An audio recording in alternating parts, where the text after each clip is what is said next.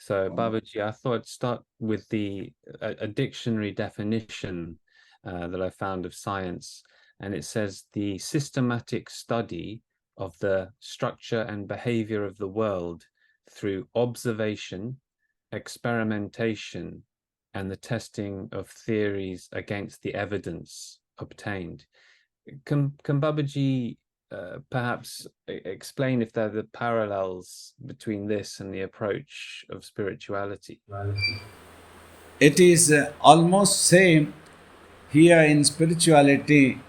We try to observe and through an individual experience try to know whether it's going to exist even after the birth and death of the body and what are its natures. Thus, finally, though we come to the conclusion that it is boundless, but one common understanding for me as a common person is that both science and spirituality go for an existence value. What is it that is existing? And that we should have a systematic approach and find a result at the end of the tunnel. That's what I understood. And thus, for me, both spirituality and science are the same, though going in a different way. Through science, we try to observe the world first and then try to come what is behind this world. Whereas so far they have not yet reached that ultimate root cause, ultimate truth, though a little glimpse here and there has come up about ether or so anything, but always want to name and give it that it is, if we are able to observe that through the instruments or whatever it is. Whereas here in spirituality, the first understanding is the impermanence of the world. The world is impermanent, no matter each item may have its own time frame. Like if a human has a time frame of 100 years, and a big mountain may have its own time, the earth may have its own time frame. Thus, finally we conclude that this is all impermanent. So what is it that is permanent? So that's why we try to observe and go for that one. Thank you, Babaji. As Babaji has said before, the ancient scientists of the West looked outwards to the world to try and understand the world, but the scientists or the ancient sages of India looked inwards to find the reality. So can Babaji, the external approach, can that eventually lead to the truth, or does one have to look inward? Definitely, I used to tell, as the world in different parts of the world, people try to look for sun, moon, earth, and like this external world. Our great sages who were spiritual giants, and they were in fact scientists, they tried to bother about the self. Like, are we born with this body? Are we going to become extinct when the body dies? If at all we exist, in which form? What is it? How to contact that one? Is it that the I feeling that is coming? Then they also understood, to know the truth, we keenly need to observe. Observation is so important for anything. That's what they realized. So when they went on observing, when they realized many things are all impermanent, it's going to disappear, including the body and the intellect of the body, anything like that one, the brain, that's what they thought of intellect. But only as they went on, they discovered that the feeling of the self, that I, what I talk as the consciousness of existence, is permanent, is eternal, that doesn't disappear, whatever it is. So, like that, they went introverted internally and trying to know the truth. And they also understood that self is the root cause of all appearance of the world also. Thank you, Babaji. So science looks at things that can be, in modern science, they can be measured and observed. But why is it that this truth, this consciousness itself, it cannot be measured or seen? See, this is very important now. Only the mind, that which is the consciousness, it can gain the consciousness of this world by getting in touch with the brain. But the brain itself cannot get in touch with the mind. Only the mind can catch whatever the brain reflects. It can get applied onto the brain. Thus, it comes to know about this world also. We all humanity, all creatures, all living species have obtained this consciousness of this world only through the brain, in whichever way that is present in different species, well developed or not that well developed, whether it is possible to do a thinking or not possible, like this type of thing. Whereas humans have an edge because we have well developed brain and we are able to think in our mind, applying the brains. But whereas the brain cannot get in touch or analyze and tell the world, yeah, this is the mind, I am able to do this one. It doesn't do like that one. Simply thus the brain acts like a computer, like an artificial intelligence in fact. Until the mind doesn't get applied, it remains as an artificial intelligence. That's why we tell, if mind simply accepts in good faith of whatever the brain reflects, then mind becomes the victim of the brain's reflections. Just like even if a computer, even if a folder, a hardware, anything is corrupted, if you accept it without verifying properly, so then you become a victim of whatever it is reflecting. It might be giving some wrong answers, some wrong things you need to discover. That is what the important thing is. Whereas brain cannot make out what the mind is doing, where the mind is. The brain cannot tell. When you meditate also, only you can gain consciousness of yourself. You understand that one. But the brain cannot tell the world. See, like in New York also, when a scientist was talking to me, people have been able to detect the waves of the brain, but nobody has been able to detect the mind and its waves so far. This is important. What a person is thinking in the mind, that cannot be detected with the help of any instrument or any brains.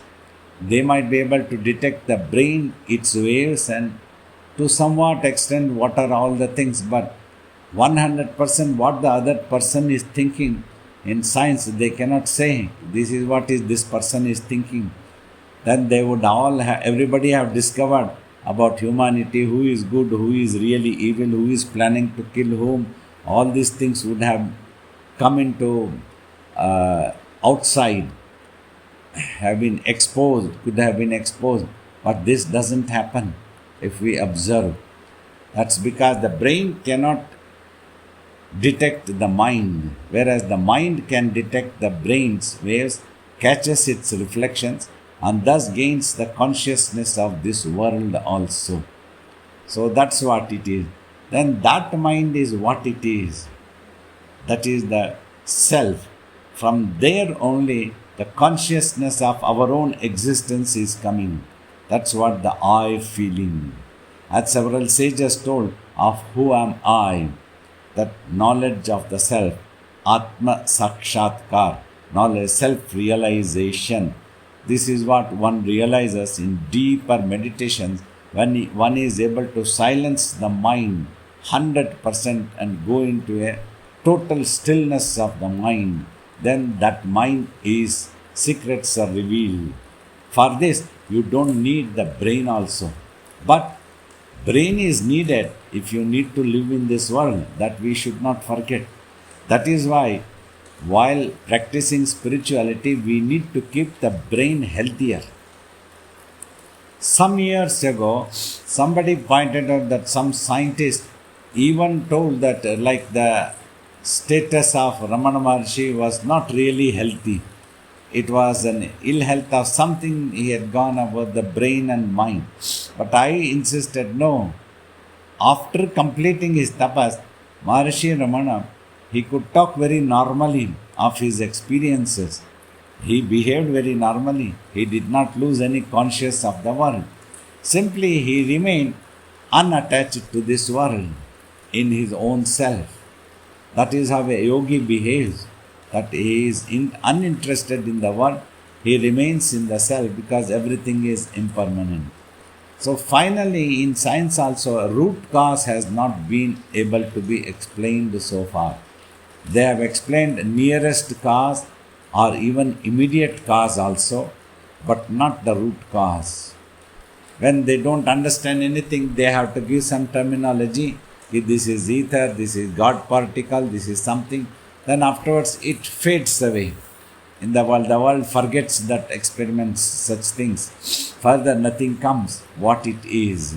Nobody knows how this world has come, a conclusive answer. So these are some of the points which we observe. So though we have very highest regard for science and scientists also, that's why we would like to tell that both science and spirituality should go together. All of them should sit together and try to discuss of the experience. Simply they want to study through an instrument only. Some of them, we have read articles of studying a particular monks. They would have simply studied the brain waves. If the brain is quiet, that means the mind is not getting applied onto the brain too much. Then the brain waves could be minimum, something like that, maximum that they can find out. More than that, what the mind is doing, whether the mind is in itself or whether the mind is thinking something, they cannot make out. This is what my opinion. Thank you, Babaji. So finally, all definitions need to be given up. So any theories that science might come up with, it will be never ending. There'll be more and more theories, but never quite getting to the truth. Is that right, Babaji? Yes, exactly. This is my opinion too. See, if we look into that, every 6 months or some few years, a new theory keeps coming. What hitherto humanity thought about this, it is not like this, it is like this, a new theory has come out. They keep discovering new things are there. There is never ending. Galaxies and Milky Ways and appearance and disappearance, planets appearing, planets disappearing. These things are all happening in the world. But why is it happening and how? These two things are elusive. So Babaji, consciousness is the fundamental reality, the existence value that Babaji talks about. Can Babaji say a little bit more about this existence? Yeah, you see, consciousness is that one thing which has the ability to be creative. Imagine. It can imagine anything, a story, a character, personalities, like that it can imagine. And then when we observe in deeper meditations, when this consciousness can solidly gather more powerfully in its potency, at that time when it can imagine, that becomes the creativity, it can create a thing. Like a mental projection, I have told. First, the beginning is the imagination quality. It is able to be creative. That itself is a quality. It's not an ordinary thing. Because imagination means we tend to think it very ordinarily. Oh, he is imagining, that is all. Nothing is true. Not that imagination. It can be creative. When it becomes concentrated mind, then it can strongly become creative. Like you start thinking about one personality solidly. When you become totally obsessed, that personality appears to you.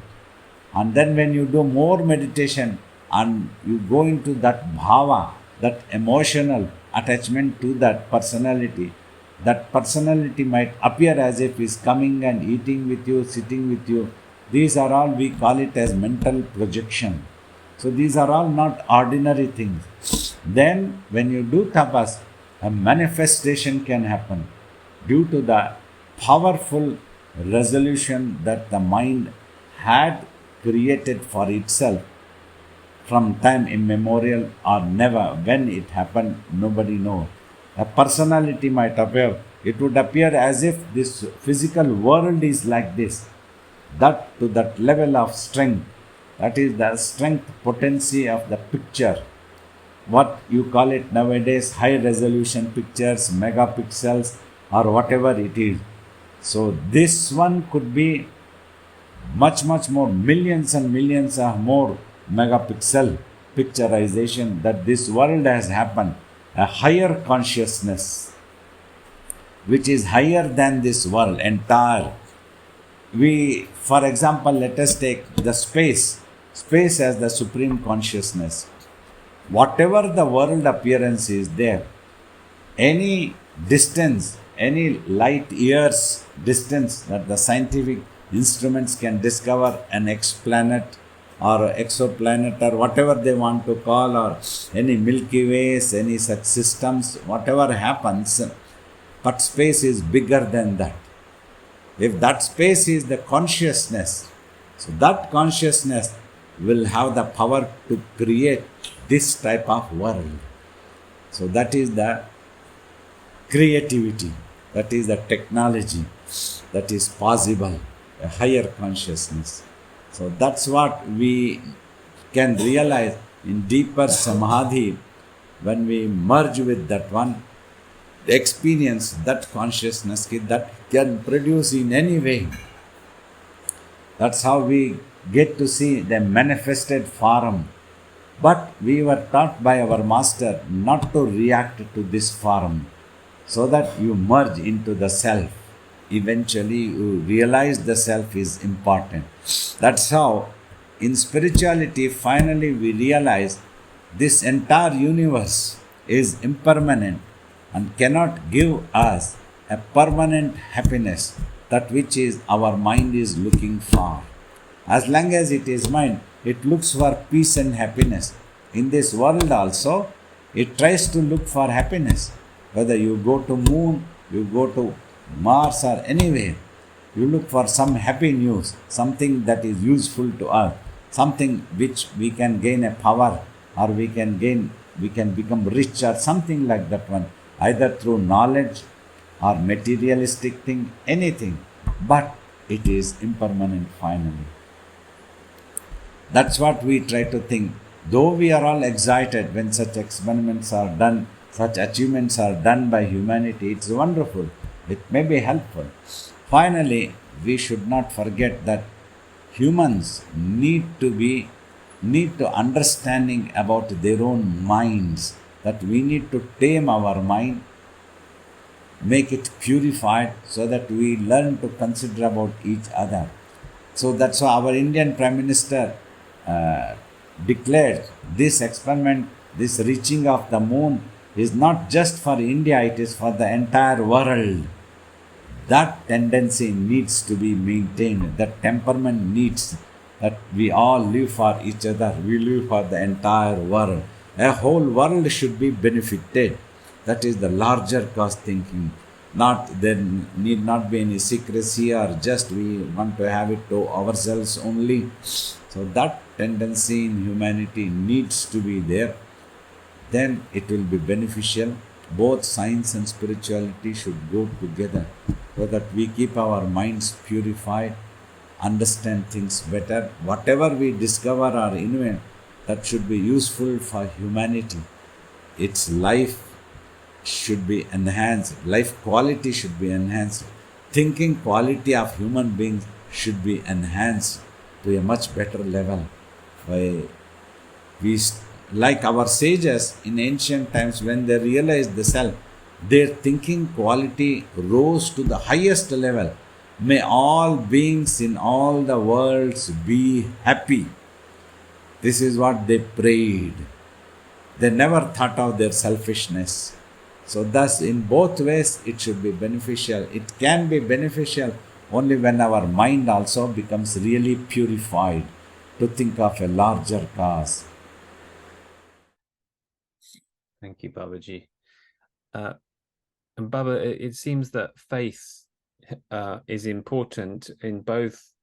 For instance, in today's society, with science, we have faith that science is right, and we believe in the experiments that these scientists do, and we read the articles perhaps and believe it because we have faith. And Babaji has said that perhaps people don't have the same kind of faith in spirituality or yogis who've achieved that truth. Do we need to have that faith then in spirituality it's in science in a way? We need to understand the spirituality in its right sense, which has the knowledge which has come to us through our great sages of Rigvedic era, through which we have obtained the teachings called Upanishads and some great self-realized masters' teachings.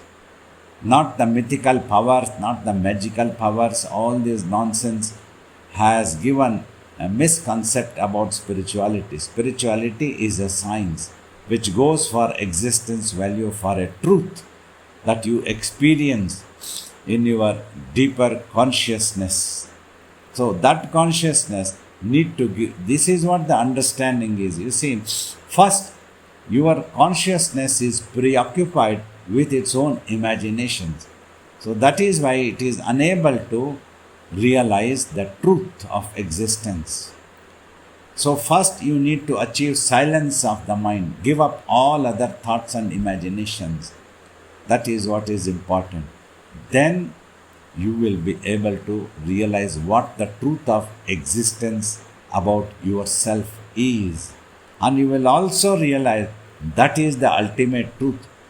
That is the cause of all the entire universe and the world. That supreme consciousness when you merge with it one.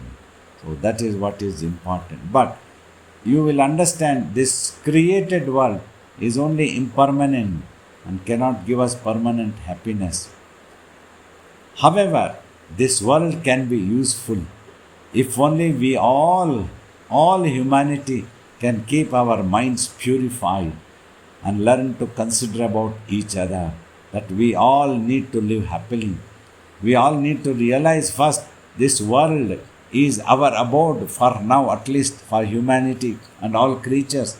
All of us need this world, and this world can sustain all of us, and we all can live happily if only we learn to consider about each other.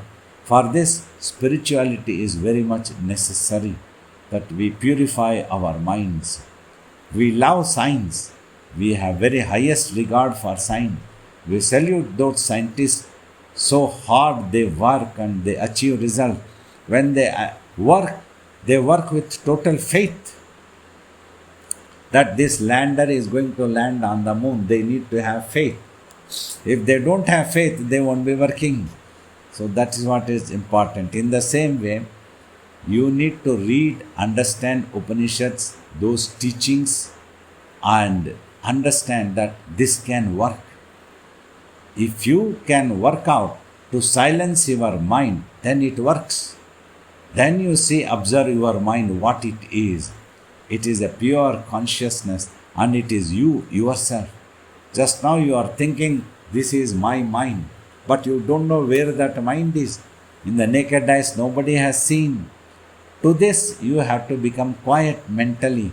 Then the attention of the mind goes introvert to itself. That is what is important. We have given the example as like you are watching a movie, you need to stop the movie so that your attention comes back to yourself, that you are just sitting and watching a movie. You are not in the movie.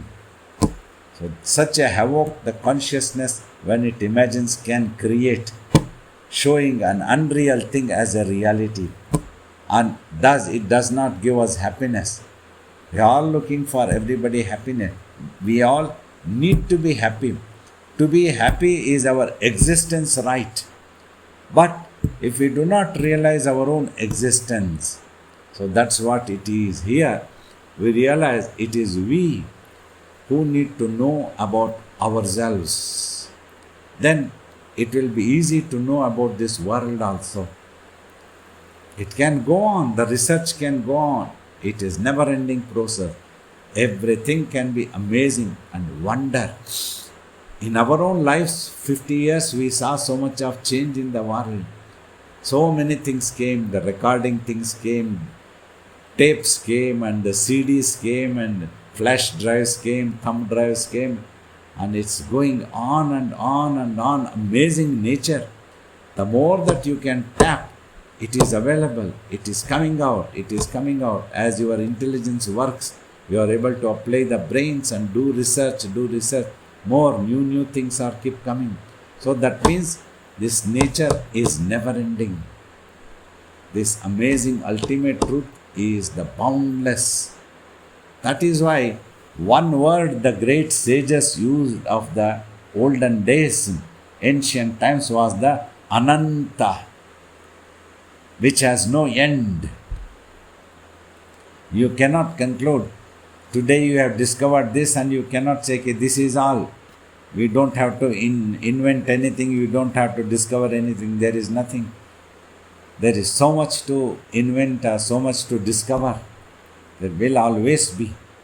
It's a never-ending process. But final peace is when you discover yourself, that which is the end. Means beyond that there is nothing else. And that self itself is boundless. Its capacity, its existence, everything is simply boundless. Right, thank you, Babaji. So, Baba, when we sit to meditate, we're applying a method, and we want to see then evidence of a result. Like in science, you apply a method and you see the results. So is it important, Babaji, that we see the evidence that there is change going on, that there is progress in our meditation? You see, always, whether in science or in spirituality, when you want to experience evidentially, so the quality of experiment needs to be there.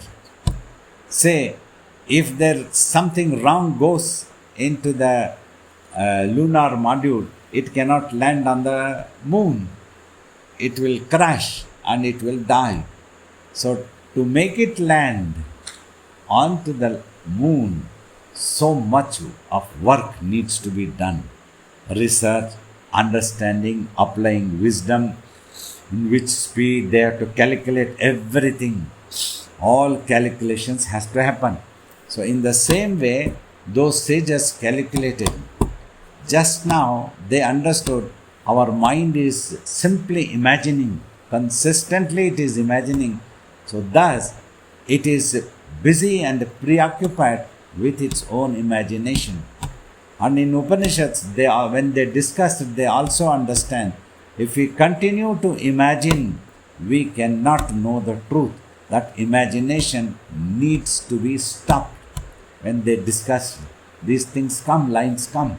The imagination needs to be stopped so that we can know the truth.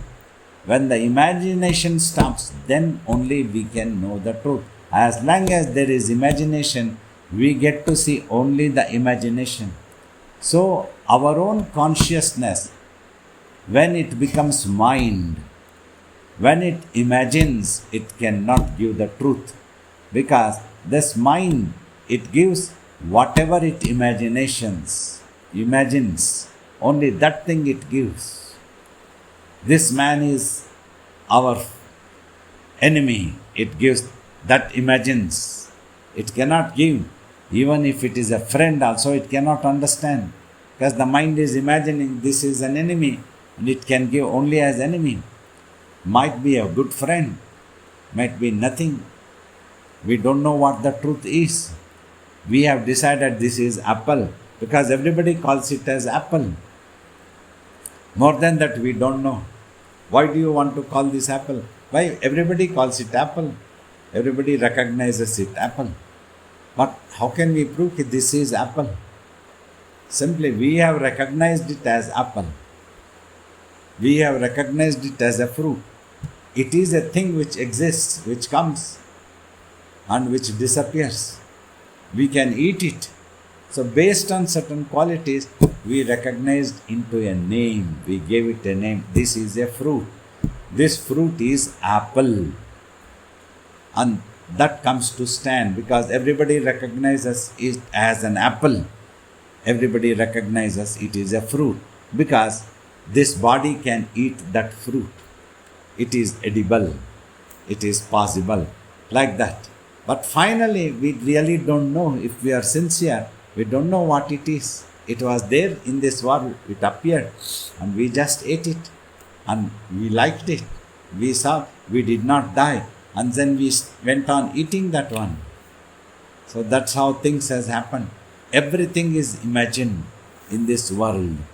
But whatever we have imagined, we want to conclude it as a truth, fundamental truth. Whereas that is not the fundamental truth. What we know about the world is only a little bit. We don't know much about this world. Why is it happening? How is it happening? What all is going to happen now? Nobody knows. About this world also, what is going to happen 100 years? Nobody knows. People can predict. People can guess. People can have a longer vision. So whatever is happening today, they can predict maybe 50 years after it is going to be like this, much more dangerous. Just at the press of a button, the earth can burst into pieces. That type of prediction somebody can give. That power might come. But how dangerous it's going to be? Can anyone think about it?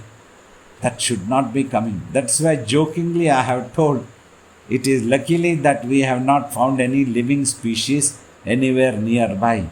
Because if they are strong, they are going to invade and destroy us. If we are strong, we are going to invade them and destroy them. This has been the human nature. One country has not allowed the other country to live in peace. It has simply invaded and occupied. Why was this necessary? Humans could have thought, if the right intelligence was there, hey, let me live happily in my country. Let them live happily in their country. Why human beings do not think on these lines? Why the science has not given them to thinking capacity? That's why both science and spirituality should go together. Science is great. Scientists are great. Always, science or spirituality is never wrong. See, one sentence today I tell, a scientist may become a fraud. In the same way, a spiritual leader may be a fraud. But spirituality is not fraud. Science is not fraud. Science is existence. Spirituality is also existence. So that is what is needed, that we all go together, sit down, instead of looking down at the other about the subject. This needs to be understood, that the science cannot be wrong. Spirituality cannot be wrong. A person following spirituality may become wrong or a fraud. A person doing scientific research may become wrong or a fraud. But not all scientists are wrong. Not all spiritual leaders are wrong. There are who have self-realized master who talk sincerely. But people do not want to notice. 50,000 people go. If one person is talking colorfully all the wrong thing, they are ready to listen. All the media pay attention to that thing. One person says all wrong things in the name of spirituality. That is why the system's faith in the system has gone. We need to have faith. It is a science, spirituality is. These things they thought. So first we get rid of the imagination of the mind, then let us see what the mind is actually. Then they discovered that this mind is consciousness of our own existence. From this is where the consciousness of existence is arising. When they focused on that, focused and observed, then they realized it is here. You see, just now our consciousness is on the body, so we tend to think this body as ours. No matter 100,000 times I will tell you are not the body, you are the Atman. It cannot come to the mind, the awareness will not come. Only when the mind stops about all other thoughts and the consciousness of existence, hold on to that one. That is what meditation repeatedly we try to teach. One more opportunity is there today that you are all sitting here with me to meditate. Know that you just have to watch so that you become quiet. That is the reason we are asking you to watch. You don't have to watch anything else. Eventually you have to watch yourself. For that you have to become quiet. Just watch so that you don't think anything. Every time we give an opportunity, people have to understand that. Then they just watch, become silent. Then the amazing secrets are revealed. Not until then. Until then it will always be a wonder.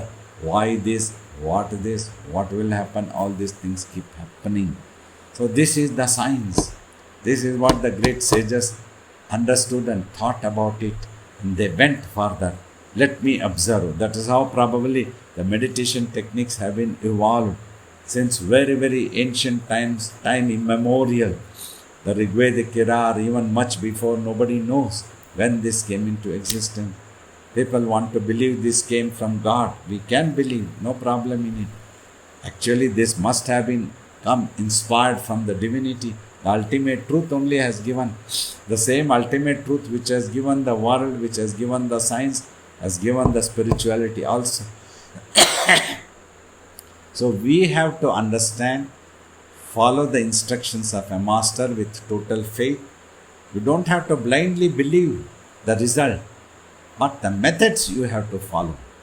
If the scientist tells, so you have to experience in your laboratory, you have to add these chemicals, you have to put these things, you have to put like this thing, you have to observe through a telescope, and you have to build a telescope much more powerful so that you can observe 1,000 or 5,000 light year distance things.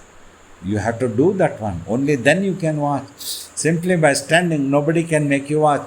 Oh, come on, Zen, you just remove your specs and you can see the galaxies. You cannot see galaxies like that. You need to have a telescope. Here, the telescope is the consciousness. You need that consciousness to watch yourself. But for that, you need to gain that consciousness of existence to get rid of the mind's imaginations. Thank you so much, Babaji, for these amazing truths. Baba, if we have some more time, can we open it up to a few people have raised their hands? Yeah, we can take a 10 to 15 minutes of questions. Thank you so much, Babaji. Firstly, I wanted to congratulate you and India on the successful moon landing. Thank you. We are happy.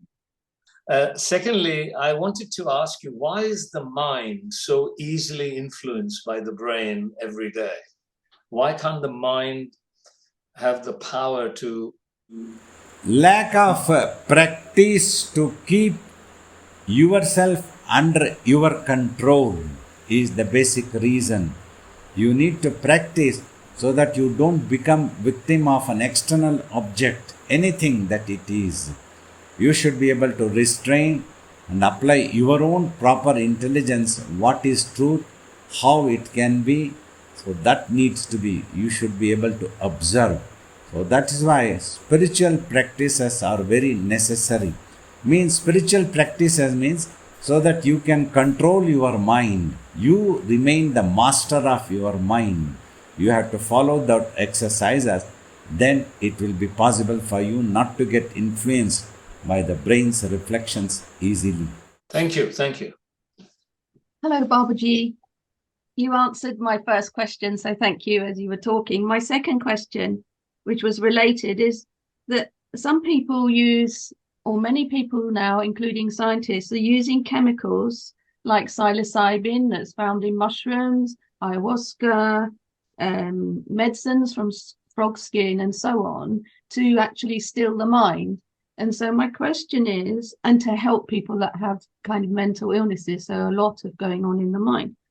My question is, what will happen? Will the influences on their mind, when they're stilled in this more artificial way, will the influences be the same as meditation, or will they be distorted? No. In meditation and spiritual pursuit, this is totally prohibited. The brain, because any such medicine temporarily suppresses the brain's reflections, brain waves. When there is nothing to catch, the mind experiences stillness or the quietness. It becomes unconscious of the surroundings or the world. Then it experiences happiness. Well, medically, I am not sure. Medical experts only will know if they are using for any medicinal purposes is different. But not to suppress the brain waves, not to quieten the mind is not at all possible. In spirituality, you need to keep your brain's health intact, not to use any such suppressing methods, and naturally quieten the mind by watching technology. These are all very natural ways in which nothing is harmful, your health is always maintained. This is what my opinion and recommendation is. So are you saying then that then the brain, when someone might take that medication, then the brain probably will still be a bit active and then influence in an imaginative way? Yes, once the medicine's quality is gone, then it arises much more strongly, it jumps up. So that is not good. So only on a medical supervision for a while this might be necessary for somebody, but I am not an authority on that point. But spiritually, one must not use any of these things. Even mushrooms also, sometimes I have heard about this. In some countries this has been used, but it is wrong. It cannot help in meditation. Okay, thank you, Babaji. Pranam Babaji, I'll try to be quick. I'm a medical scientist and I don't really believe in the supernatural and stuff, but I was just wondering, why do you believe the story that Swamiji, saw the Jangama Deva come out of the fruit? You see, nobody else saw the Jangama Deva when he appeared.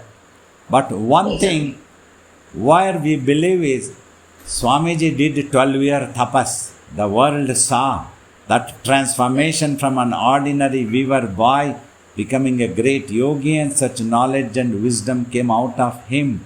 That is more important, which we got to see. The world saw that one. So when the result comes, you believe the cause also. Thanks, Babaji. Pranam Swaba. So the other day, somebody sent me a very interesting video where Meher Baba was speaking about space and science and the size of the universe. And he said, numberless universes are continuously created, sustained, and destroyed. This process of creation continues so long as God goes on imagining. The creation goes on spreading out ad infinitum. For each soul creates infinitely out of its own unconscious infinite intelligence.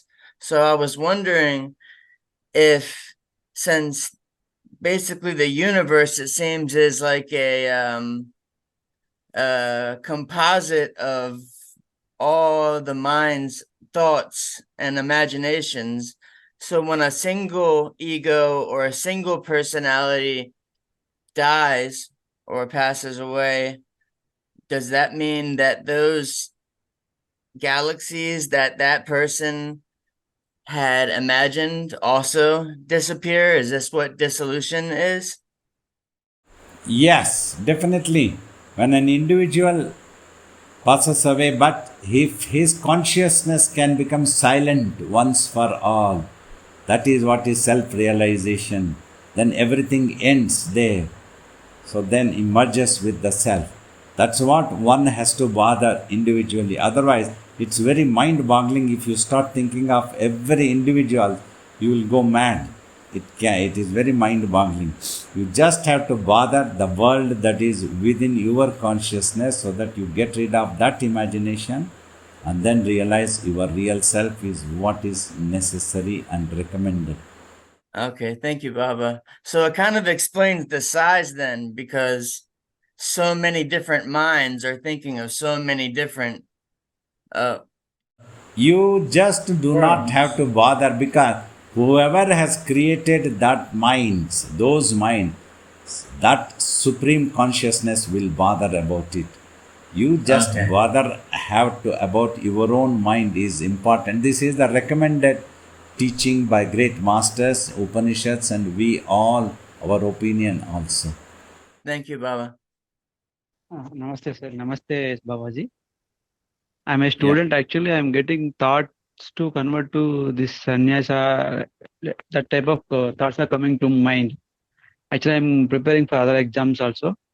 But I'm getting thoughts like something moving away from the whole world and deep meditating, etc.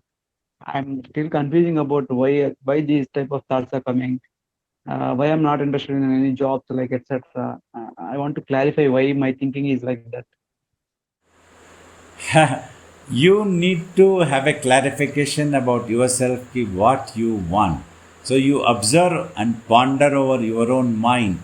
If it is repeatedly coming, if you want to do it, you do it. Otherwise, you think that this is not for me, I want to study, I want to have a job, you go for the job, that's all. Because maybe due to your previous lives, sadhanas, these thoughts might be coming. But if it has to be permanent, and once for all, you should be able to go with total faith. It should not be a temporary excited thing that you have to take care. You ponder over your mind for some more time properly and then try to take action in that direction. And that means how to ponder over that idea, whether it is correct or not. I think. You visit some ashrams and try to consult the monks over there. They can guide you better and inspire you what to do. I went to Lingayat Mutt nearby. I asked about that. They said that it's too early to decide about that. To just go on with your preparation and studies. Later you decide, but still I'm not getting any interest in reading books like. Yeah, for some time you study, you do your studies, and if this continues for a long time, like a year or 2, 3 also, you are unable to give up this idea, then you go to some ashram and you can join and become a monk also if you want to. It will have to be your decision finally once you are an adult. You have crossed the age of 18. I got a thoughts like someone is infusing thoughts into my mind that continuously to push to that side. Here, for almost every 1 hour, 2 hour, I get some like I think like that. I got hallucinating about something. Uh, I think my personal experience. I'm thinking like that. No. These things are mind's hallucinations happens. Nobody else influences. It is within your mind. You think, and what you want to do. You should have the firm faith in yourself. What you want to do, and you should be able to do that one. This is what is necessary. You should not have a fickle mind. Either this or that. You want to be in the world. You go into the world. You do studies and get a job. Or you want to become a monk, you go to some ashram, become a monk. So that's what is important. Once you take up that responsibility, you must not look back. That is very important. Rams Babaji, what Einstein described in the space, it is full of energy particles, and they have been variously labeled or characterized as alpha particles, muons, gluons, and they keep on discovering newer and newer particles, energy particles. So is it spiritually the same as consciousness of energy in the universe?